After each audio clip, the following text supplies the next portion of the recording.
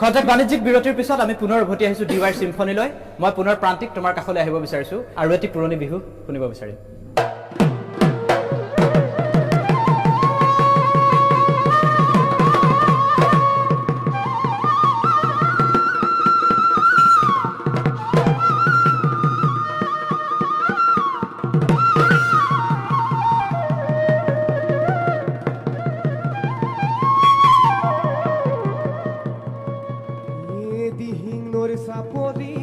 নলৰে গজালি ও মুগাকৈ হৰি নাই ঐ তাই